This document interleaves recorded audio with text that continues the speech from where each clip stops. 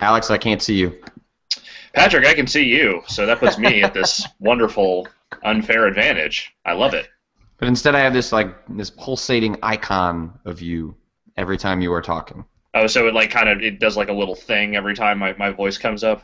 Yeah, yeah. So you're here, but it's just like this really tiny, unanimated version of you, and that's sad. But you couldn't get your webcam working because you are away from your normal computer, and that's okay.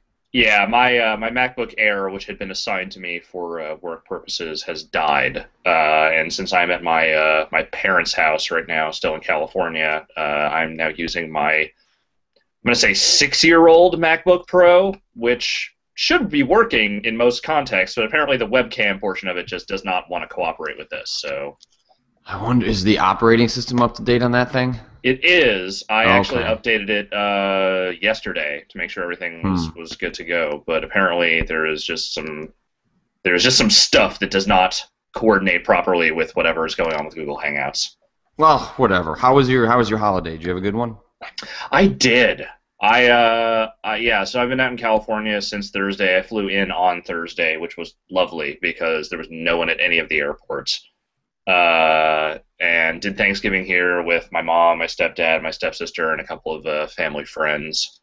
And the rest of this trip, I've mostly just been kind of hanging out, just relaxing a little bit, playing some games. Started in on the new Zelda on the flight. Didn't get a whole lot into it, but definitely got like the first couple hours done. Enjoyed that. And I also played a lot of Tearaway, not all of Tearaway, but I've played a good chunk of it. Hey, that is a Which goddamn good game, isn't that? that is a goddamn great game. Yeah. I have been enjoying that quite a lot. Other than the whole thing it does where it at the end of every level it's like, and now your story has ended, but it hasn't. Uh, Yeah, it does a little bit of the cliffhanger stuff, maybe two or three many times, and at some point it's like, all right, just tell your story. You yeah, don't need to say we're taking another left turn. But man, everything about that game is just. I wrote up a review last week on the site, and it's just charming as fuck. Like it yeah. is. That I feel that may be a crass way to describe what is such a cute game, but man, it just you cannot help but have a smile the entire time that you play that game. It is definitively one of the most cheerful games I've played in a good long while. Probably right alongside the new Mario, which I've played a good chunk of as well. Just bright, colorful, happy, fun, imaginative, all those superlatives. I've been enjoying it a lot. Other than yeah, I was gonna say other than that, mostly it's just been kind of hanging out here, not doing a whole lot. I went to that trampoline place in San Francisco yesterday and nearly destroyed my back in the process, but that was fun Oh regardless. yeah, I've been there once. For people that don't know, it is basically just a warehouse full of huge, ridiculous trampolines that adults go to to pretend they are children. Yep, that is accurate. And let me tell you, I have no child anymore, or at least my spinal column is no longer a child. So we're not going to do that again for a little while. That was fun. So like when you go back for your family stuff, is it hmm is it you just sneaking in games like when you're kind of laying on the couch, or do your family do any games together, or is that kind of just your own domain? That's pretty much my own domain. I am definitively the gamer of the family. So every now and again, one of them will look over my shoulder and be like, "Hey, what's that?" But then they will never proceed to go any further than that, like saying, "Hey, can I play that?" My girlfriend will certainly play games with me, and she's into it. But like the rest of my family is pretty much just nah, not so much. See, we go to my wife's family in Nebraska for usually for Thanksgiving, and then I'm the guy because I'm the video game guy, obviously, as all of us that are in sort of this position in the industry just kind of get pigeonholed into that position in your family. It's just, oh, he's the video game guy. Yeah, So I always tend to bring the new toy with me. Whatever's new or interesting, I usually drag it with me there, and then it's a chance to for them to try it out. And so I brought my Xbox and my PS4 because I was in San Francisco when that stuff came out. Barely had a chance to touch it when I was home before I had to immediately go to Nebraska. And I thought, well, I just spent $1,000 on these damn machines. I'm gonna bring them with me, and even if I won't play them while I'm there, her cousins were obviously super excited to have the opportunity to play both of those.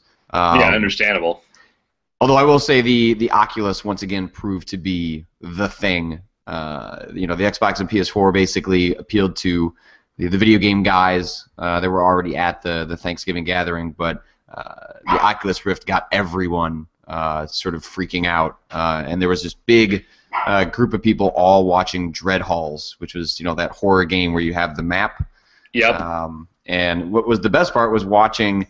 So some of the daughters that were in attendance, don't really know how to control a dual analog stick game controller very well. So instead, their brother was the one piloting it while they put on the VR headset, and that led to some really hilarious scenarios where the brother was being a real dick, and you're supposed to run away from the monsters in that game, but right. The brother, in wanting to torture his sisters, would make sure that they saw the lady in white over and over again, despite what they may or may wanted to do. What an asshole!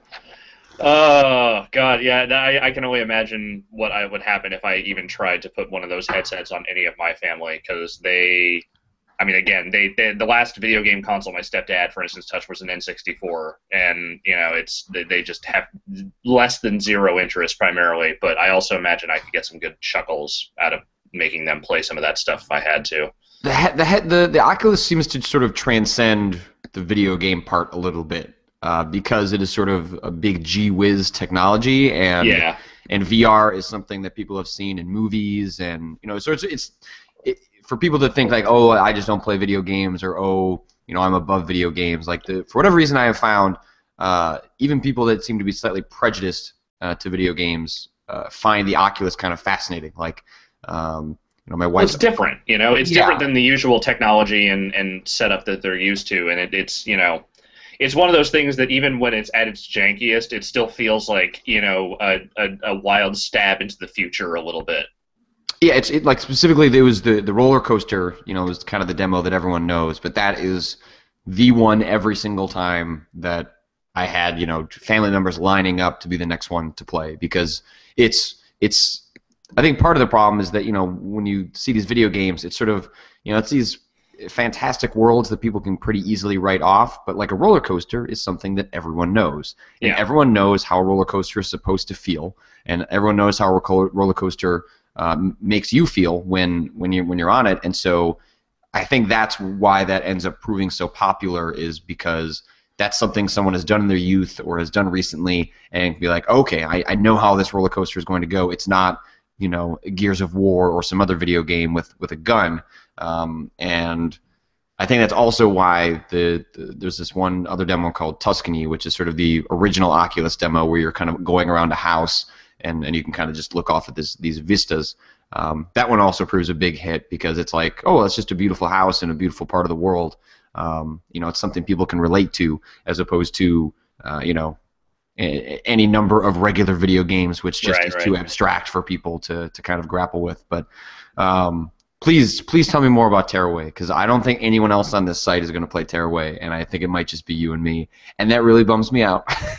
Yeah, that would really bum me out, because that game is charming as hell. I don't know. I mean, the thing that has struck me the most about it, apart from the art style, which is pretty fantastic, and immediately caught the eye of pretty much anyone that saw me playing it over the course of the weekend, is just how kind of effortless a lot of the touchscreen and Vita stuff feels. It's one of those things where they definitely throw the kitchen sink at that game in terms of like trying to do like all the different touchscreen and camera and all that stuff with the Vita for the game, but like the mechanics of it are really simple and they're really functional. Like I think I maybe ran into like one or two instances where it wasn't quite doing what I wanted it to do, but that was usually because I didn't quite understand what it wanted me to do, so I wasn't like quite doing it right. In general, like everything it tries to do with the Vita tech, it does really, really well, which is kind of a nice change of pace from, some of the, I don't know, I guess some of the not that there's been a whole lot of Vita games in general, and not necessarily a whole lot of Vita games that have tried to really take, advantage of that technology really since launch, because it's been stuff like, it's like stuff like Escape Plan, like that's like the last like really Vita-centric game I can remember coming out. Otherwise, it's just been a lot of stuff that, is handheld focused, but is not necessarily focused on being a Vita game primarily, and that's kind of a nice change of pace to have that. Yeah, and this is just kind of a tiny thing, but I've been playing a bunch of A Link Between Worlds at the same time that I'm playing Tearaway, and the DS touchscreen is terrible. Not that that is news to anybody, but especially when it comes to using your fingers. You know, Oh yeah. my stylus is buried somewhere. But for most games, you can kind of get away with just fudging your finger. You know, especially in A Link Between Worlds, where you're mostly doing it to switch items that are big fat icons. Or, but the thing is, when you want to drop pins on the map, and you want to like, hey, I know there's a secret over here that I can't get to now, but I want to come back, so I'm gonna pin that. So I've been using that actually pretty often. You know, I can't get it to work half the time with my finger, and it's just. I've known that's the case for a long time, but then playing Tearaway, a game that is constantly having you touch the front and back and allows a certain level of precision that you can just do what you need to do and not worry about it. I don't know. It was just nice and just reinforced.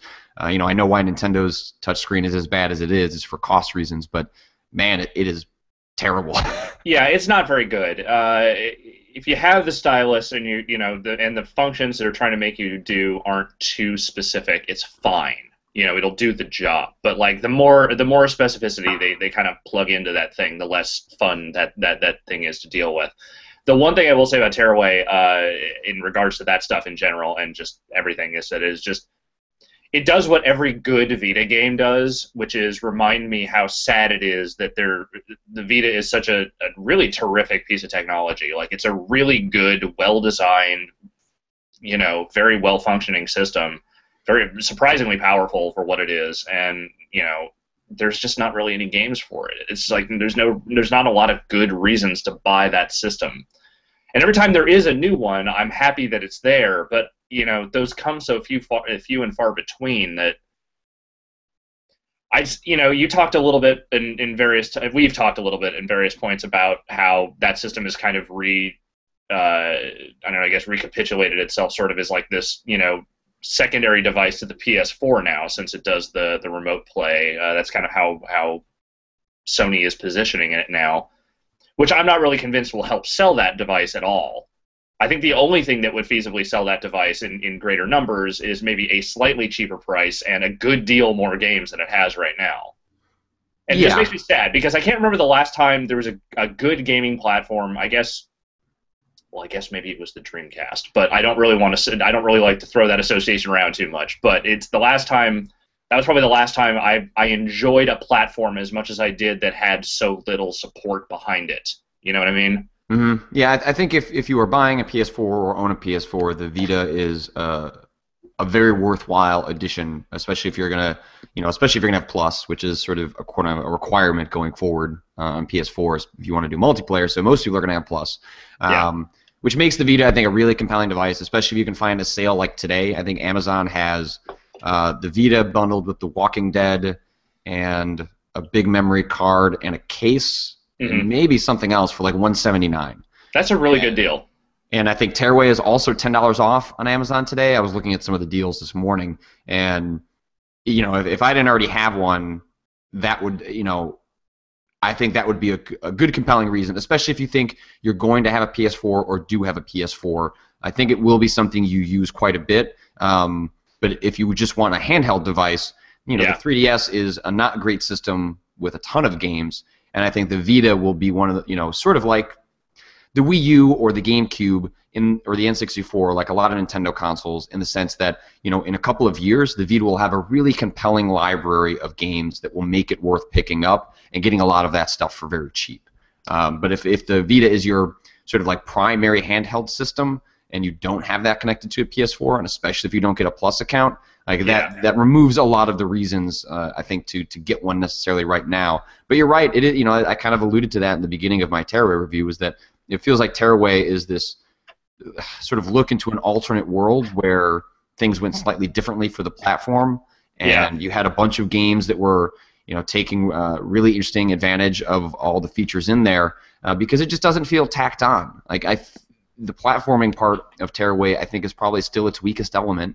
Yeah. It remains a difficult thing for Media Molecule to crack, but I think what they did differently in Tearaway was play down the platforming and play into their strengths, which is like they're clever, they're funny, they know how to make gimmicks that just feel genuine, like, because they're still sort of gimmicks, but they work really well within the context of the world, and the aesthetic plays into the mechanics, and it just feels like it plays everything to Media Molecule's strengths. And the only times where I really got frustrated with that game were later on, if you're trying to do all the collectibles, which I did enjoy doing for the most part.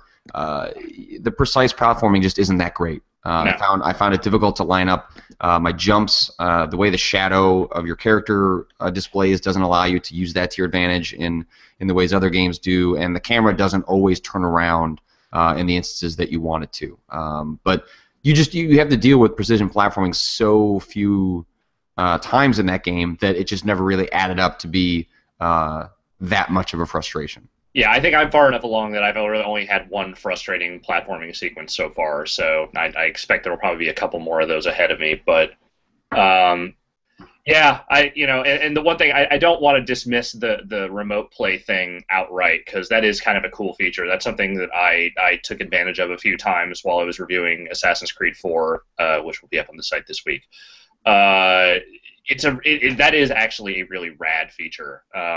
That's something that I had no intention of really using at all, just kind of in my own day-to-day life. But as I increasingly found myself wanting to move away from just my desk playing that game, that goddamn 35-hour game or whatever the hell it is, I'm shocked how easy and simple that thing is to use, functionality wise. It literally is just plug it in, press the button, make the thing go, and it goes, and you can just play, and it actually looks really nice on that screen, surprisingly.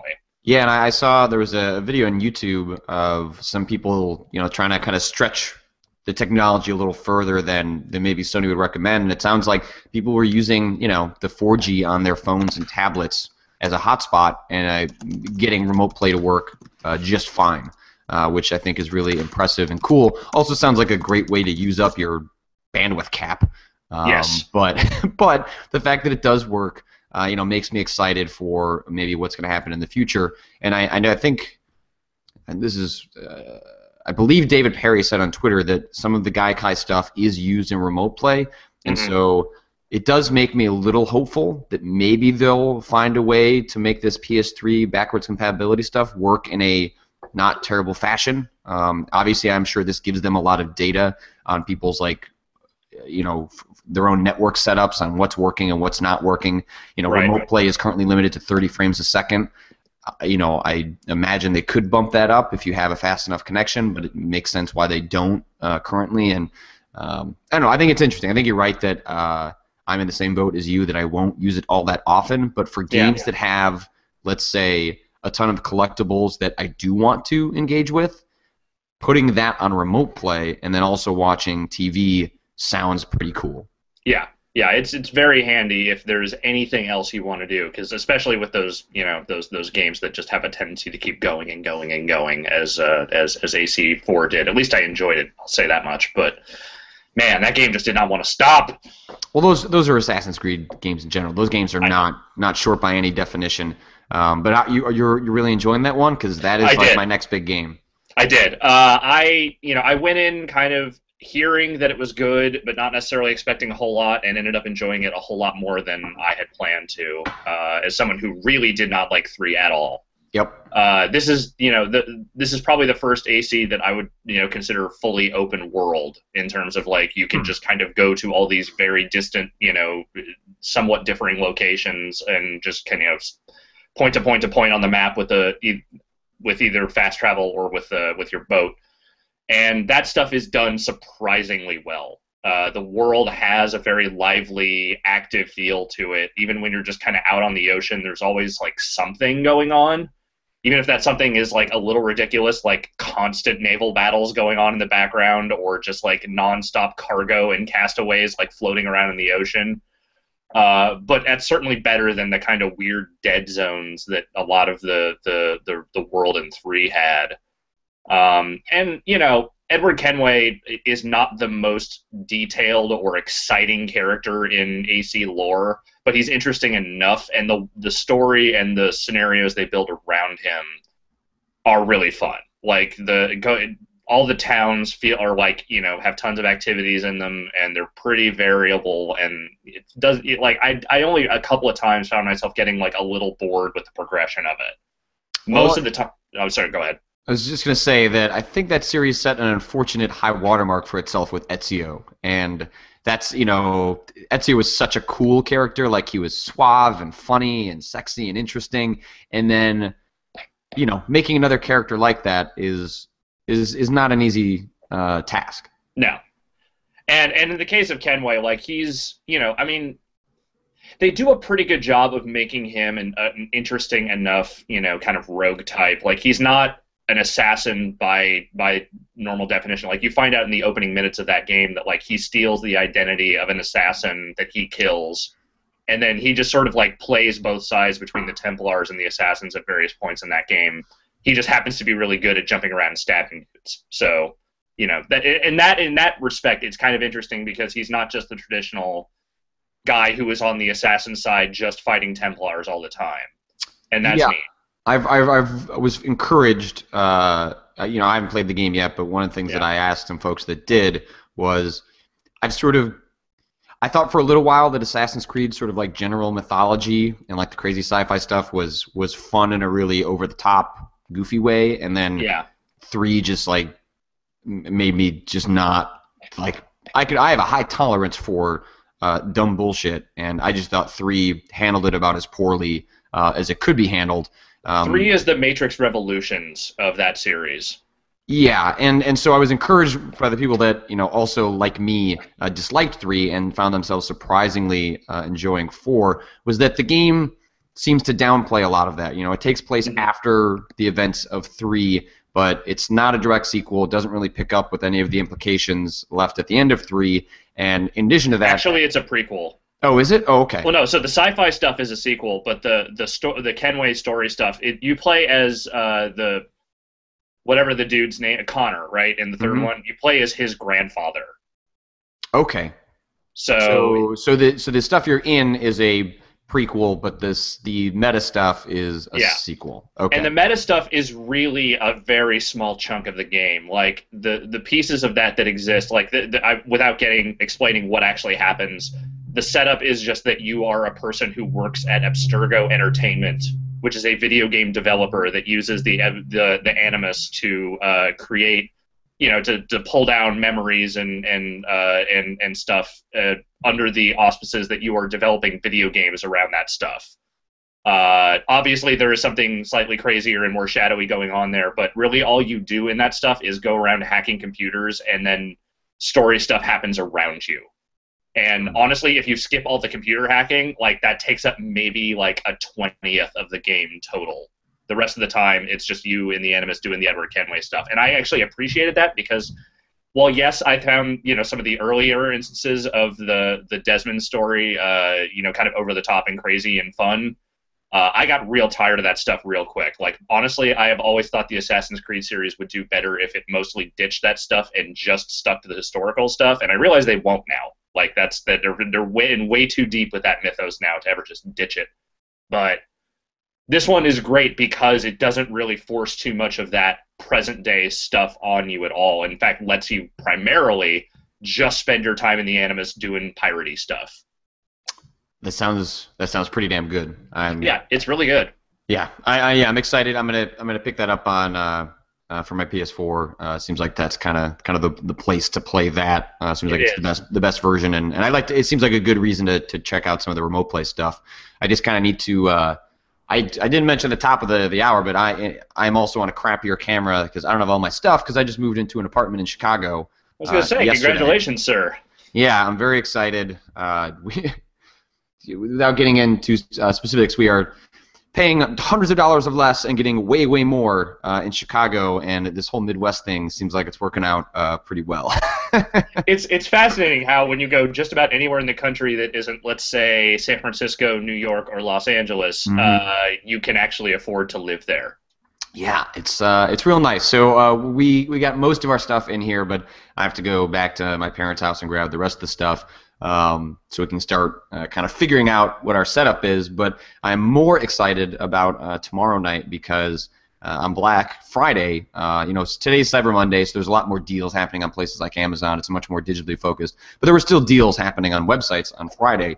Right. I highly recommend people check out the site slickdeals.net. They are sort of a site that's been around for a long, long time. Doesn't have the best web design in the world, but it gets the job done on telling you where the best deals are on various things on the internet. And they pointed me to a 60-inch Vizio TV that I picked up for $650, which is showing up tomorrow evening. And I know people have some very strong opinions about the Vizio brand, but you know, by all the research I've done on that TV is that it is very solid. It's not the best TV in the world, but for the price, for the size, and also most crucially, possibly for games, the input lag on it is very, very small compared to some of the other bigger TVs.